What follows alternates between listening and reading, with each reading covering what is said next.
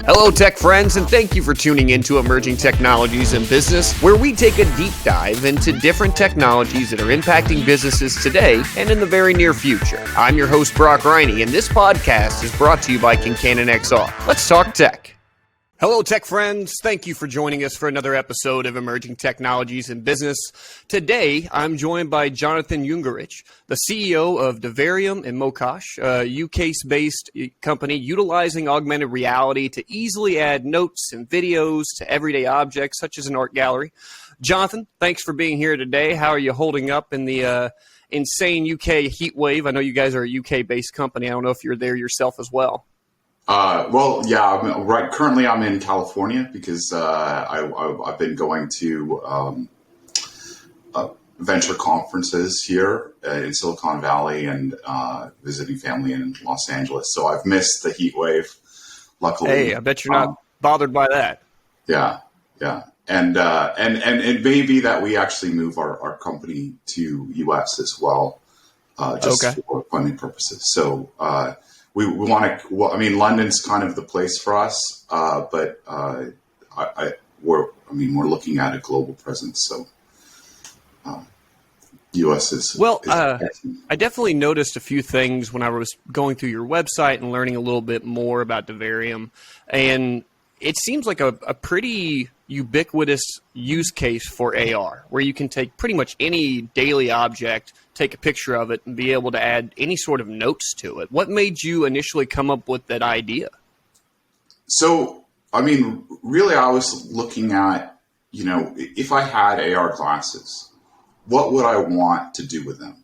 Like, what would be useful? And a lot of this stuff that you're seeing was kind of just this candy, let's put a cartoon character in the room, and, it's like, well, why do I care about that? But what I really wanted to be able to do is just be able to look at things. If you have glasses on, you want to be able to look at something and get more information about it without having to do anything else. So, and that's pretty much where it came from is how do I get information about things that I'm just looking at and place them right there in front of me and get the information that I want, something other than, say, Google Lens.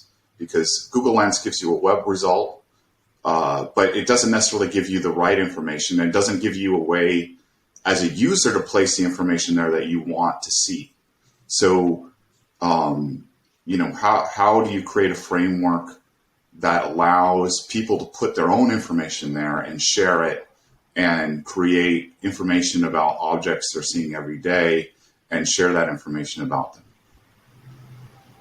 Well, and I think just even one of the examples that you have on the website, right, is just somebody's business card and how useful that could be for taking a regular old everyday business card and being able to really just up that level of engagement. So you can have links to pretty much anything, social media or a quick video that could pop up when you scan their card. It's just the use cases are really endless. So I understand why you narrowed that a little bit down to the art world. Can you talk a little bit about how you're utilizing that now in the art realm sector?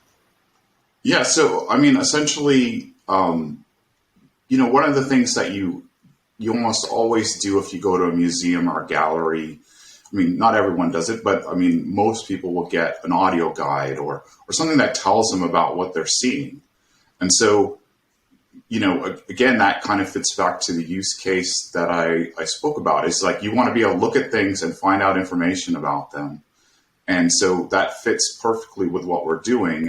And the value of art is usually its context. There's the aesthetic quality, there's what you're seeing, but especially when you get into modern contemporary art, you're kind of like, what am I looking at?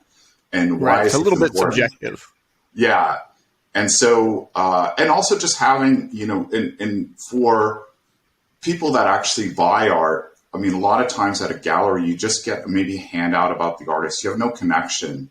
And now the artists can place videos that they can put in themselves. And if you buy a piece of art, now you can get a history of it, the information about it, maybe even a direct video by the artist. And so it just adds a ton of value beyond just, the piece itself. Completely understand that. And like we were saying, because it is a subjective piece of art, having that ability to maybe understand what the artist was trying to say or how to connect better with the audience, that's a huge benefit to artists who maybe don't have that necessary regular gallery that other folks go to. And utilizing something like this would really change how it be perceived from the folks that are going to be going throughout the gallery. So you can learn backstory on the artist or why they decided to go with this style of impressionism or anything in that nature. So it really opens the floodgates for artists who may not have the same exposure that other ones do by utilizing something like this. But let's change directions a little bit. Let's talk about the state of AR, VR, XR, because it's a volatile world that we're living in right now, and it's changing pretty quickly. Has there been anything that you've seen as far as AR, XR, VR with new companies that are coming out and maybe some mistakes that they're making in jumping into this realm? And we're seeing that some companies are not staying alive. Great ideas, bad planning, or bad money use. What have you been seeing in the market so far? So, I mean, one of the things that's foundationally driving the market is really the fact that the hardware is really only coming along slowly. So, if you look at maybe the computer market from the early 70s through the 80s, about the adoption and how, you might have one friend that has a home computer, and now it's kind of like you have one friend that has VR glasses. Right. And so it's following that timeline, and that adoption is sort of fundamental. So and it's partly the hardware systems are really still not there yet. So it makes it difficult. And the other thing really is that the studio software tools is built around this kind of, they kind of force people into this studio app, where you have to design something in a game engine or their studio tool and then publish an app. And nobody just wants to download an app for a single AR experience, and it's not really interactive. It's just you download an app just for this place that has some AR stuff, and that model. For us as a business, we've almost all our code is in the information sharing, kind of getting away from the business model that the studios and like AR Core and AR Kit force on the developers, which as a business model doesn't really quite work unless you just want to make an AR studio that does, an advertisement thing for, a big company, but that creates a small company that's dependent on a big company. It's not a SaaS platform or something that's going to grow. Well, I think just the data transfer is going to be huge. Obviously, we got to pass the Turing test at some point before people really are fully going to adopt AR, VR, and XR. Once you cannot really distinguish real life from that, I think that's when that full transition is going to happen. And like you said, it goes back to the end equipment, right? Comparing a MacBook Pro to a Commodore 64, it's a huge difference in what the capabilities really are. So once we have the hardware meet up with what the end user's experience really request is going to be, once we can get past that Turing test, that's really where I think we're going to see the huge change. But we've also seen hundreds of these AR and VR companies at the early stages get eliminated simply by just not having the market yet, starting too early. Like Blipper is another one that was a great example of an AR company that just burned through cash. It was a great idea, but it might have been 5 years too early or 3 years too early, and everybody hadn't caught up to that point. Wouldn't you agree with that, or what do you think about that? So, Blipper I know quite a lot about because, Blipper soured the VC industry in London to to a lot of AR startups because they raised like 100 million and then only made 2 or something like that. Right. They're still alive. They got another funding, but I mean, what Blipper does is it just helps, make AR advertisements for big enterprises. And, that's not, so you end up with the Blipper channel is just commercials. So, I mean, there's people that will watch the Home Shopping Network, but that's, a small, slim property. Most people want content that's meaningful to them. And so really, if you think about the XR market, I mean, XR tech is really just UI. It's a fancy user experience. But if you don't have the information layer or the sort of the usefulness underlying that, then and then also a reason why you need this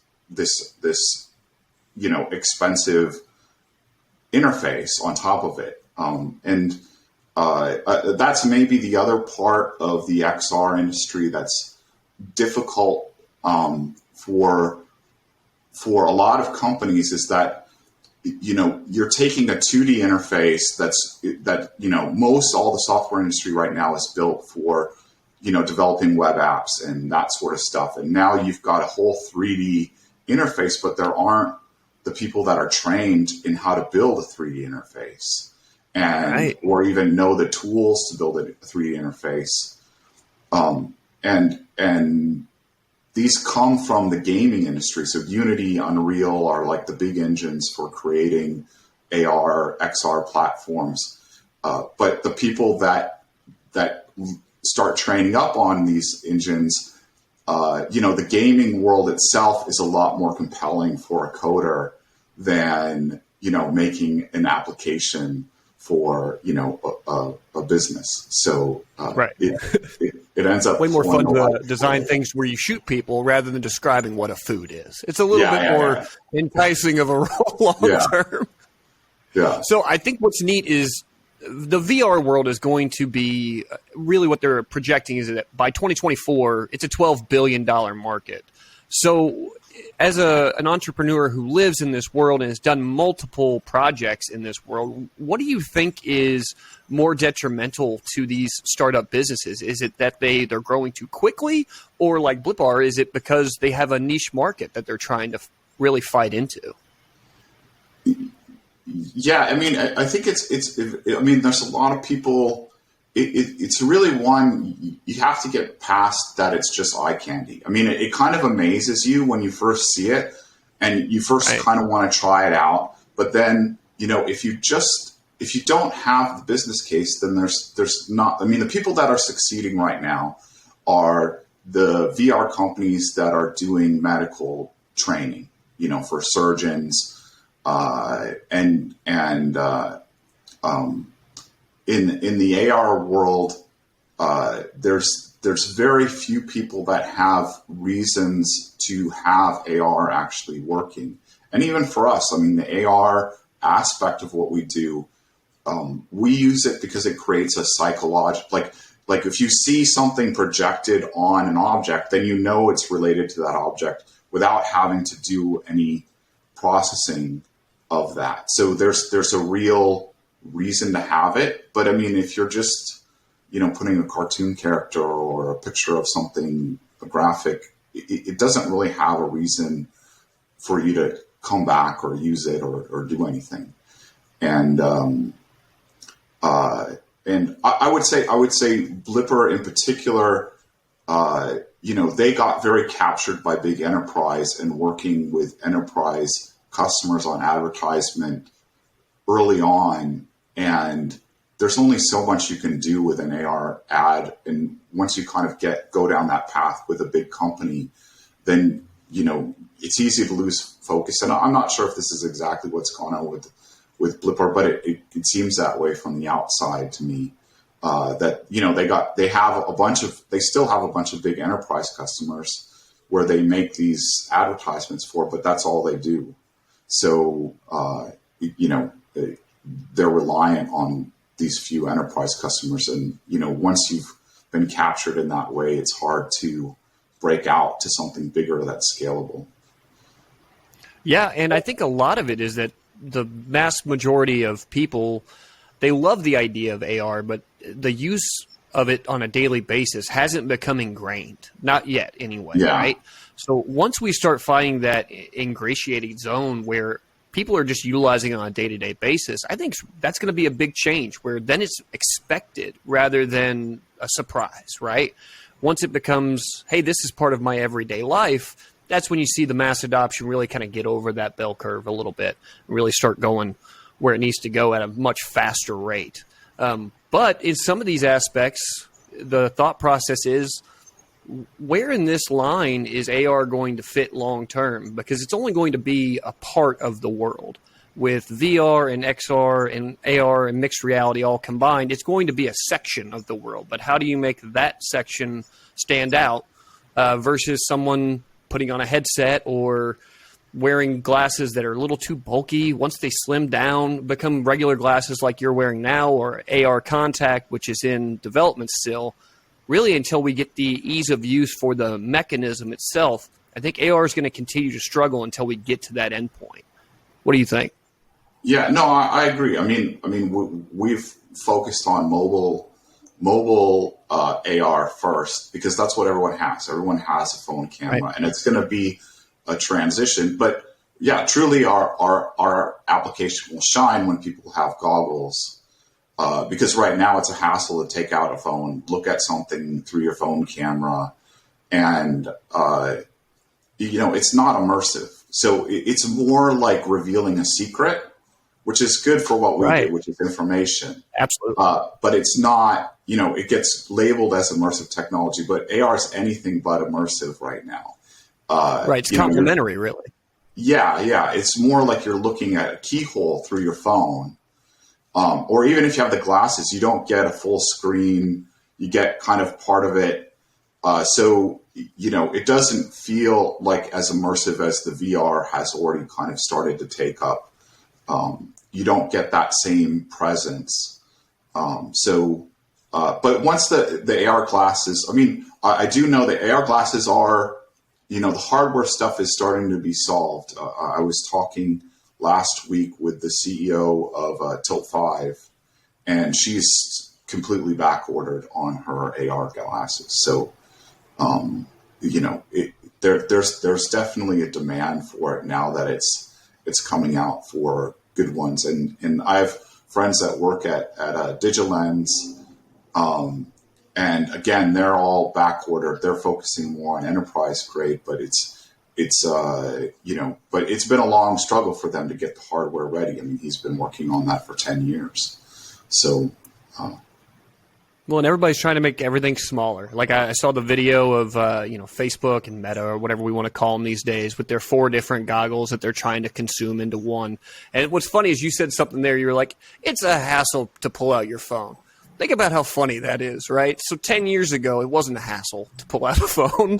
Yeah. But we've become so our expectations have gotten so high. They're like, oh, I don't want to have to pull out my phone. That's crazy. That's a whole extra step that I have to do. Yeah. 10 years ago, I'd be like, I can use a cell phone to take a picture. I no longer have to do the thing where I'm taking all these pictures and having no idea if any of them are worth anything or not. I just find that hilarious because it's such a small thing for us to have to do. But you're right. The regular day-to-day consumer doesn't want to always have to take out their phone long-term. They're going to want something that's going to do it for them. But we're still a few years away from that realistically, at least until Apple decides to join the party, is what it seems like. Once Apple joins the party, they let everybody stumble around in the dark for a little while, run into everything, bruise up their knees and legs, and then they'll finally come to the party after you've done all the hard work, and we'll take all your good ideas and throw it into our thing. Yeah. But I think it's funny to me. Because I do the same thing. I'm like, I don't want to have to take out my phone. And it's just funny when you think about, it's almost like a selfish thing in a weird way. You're like, I don't want to have to do that. But it's just technology that we're utilizing. Like, I don't want to have to get on my laptop to go answer a phone call either. But you can do it. And it's nice that we have that technology. It's only going to continue to grow. So for you, when you're starting any sort of AR, VR, XR business, is there any advice that you would give to someone who's brand new to this world that maybe you didn't have whenever you first started that was kind of an eye-opener or helped you along the way? Yeah, I think this is just a general startup advice for anybody is start with a pressing business problem. And it's easy to look at, say, consumer problems, and in a sense, we are solving consumer problems, but I mean, we have applications to consumers and businesses, and where we're moving our focus to is businesses. It's really hard to start a business to consumer company. And in AR especially, don't just get dazzled by AR or VR. Don't just get dazzled by the tech, but, really think through like, well, why, what is the problem that I'm solving with the tech, not the tech itself. Cause as I said, the XR in general it's a user interface. So if you build your business on just a user interface, then what's your business? What are you going to do with it? Yeah, exactly. What in the world are you going to do with it? Yeah, this looks pretty, but how are you going to make money off of it? Or what problem are you solving? And I think that's the biggest key, especially when you're talking B2B business. You have to be resolving an issue that they're not able to resolve right now with the current technology if you're a technology company. How are we expediting, how our workers are interacting with clients or how our workers are working with other businesses to make that more efficient? If you're not making things more efficient, what's the point of the technology? Yeah, exactly. And it needs to be more than just efficient, because if you just make a 5% gain or a 10% gain, nobody's going to switch. So it has to be dramatically more efficient that people are like, I need to have this tomorrow. And that's what makes businesses go. So, yep. You got to have that defined ROI. And if you don't know your own ROI, then you really have no business selling something. So you really have to be at the forefront and being able to explain that in a lot of terms with the technical side, being able to explain it in layman's terms without trying to talk down to someone. And at the same time explaining that, hey, here's why you need this solution. It's going to help you here, here, and here. Outside of, hey, this is going to make everything look more high-tech. Well, everything's high-tech these days, Jonathan. Everything's a lot more high-tech than it ever was 2 years ago, let alone 10 years ago. So I completely agree with you there. If you don't have a good ROI, you really don't have a business. I have seen where some folks have jumped in technology first, like you were saying, and then tried to figure it out later. Some succeed doing that, but it's a lot smaller of a percentage than people who come in with the ROI as their lead and have the technology increase that ROI because of it. Yeah. Yeah, exactly. So last question for you, Jonathan. Is there anything that is on the horizon that's just amazing that you've seen at AWE, or anything that is just something that you're anticipating in the next 6 months to a year in this world?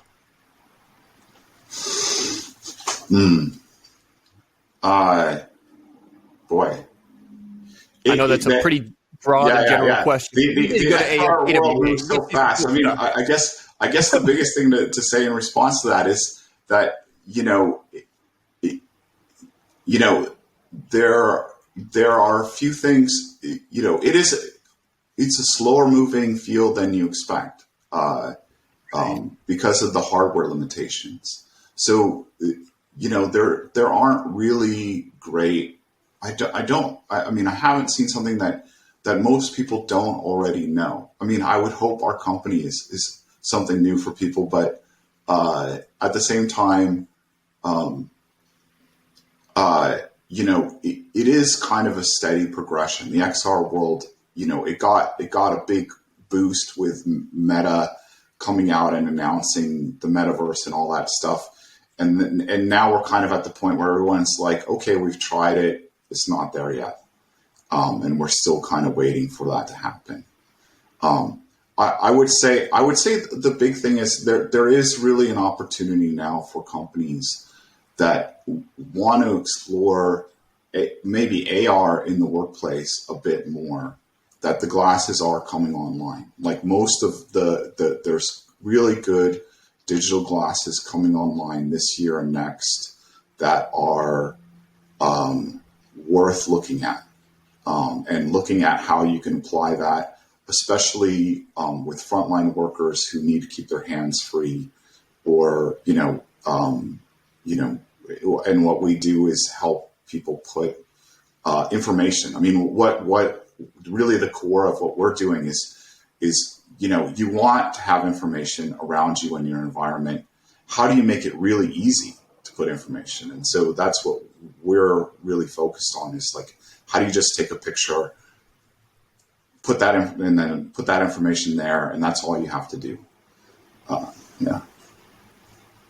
I think once you make it easy, that's the biggest change. Once it's seamless and it's not that extra step, or it just doesn't seem like it's encumbering anything that you're doing on your day-to-day life, that's when you're going to see that mass adoption. And I'm sure with what you guys are doing right now, it's easy to do. That's the greatest part about it. So you're not adding anything super complex, but you're making that information readily available for the end user with a simple taking a picture and adding your annotations to it, or anything else. I'm really excited to see how your future and everything progresses with Diverium. I think you've got a great product that I haven't seen really anybody else do in that specific way. So it's great that you found that little area to be in that's perfect for a lot of different use cases. But I think it's funny how we were talking, you have to find a way to kind of harness. Like if you make it too wide, people don't know which way to go with it, right? So sometimes you have to take the big grand scheme of everything and make it a little bit more laser focused in certain areas, like you're doing with art galleries. That's just one practical application for what you're doing right now, and I think there's going to be a bunch more along the way as well.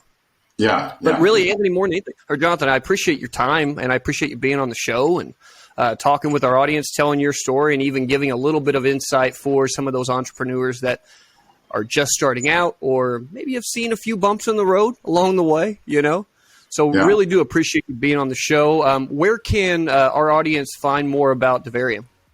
So Diverium.com is our main site, and our one for the art market is mokoshgallery.com. Fantastic. Well, that is going to wrap up the show for today. Again, thank you very much for being on the show, Jonathan. I want to thank Kincannon XR for sponsoring this podcast.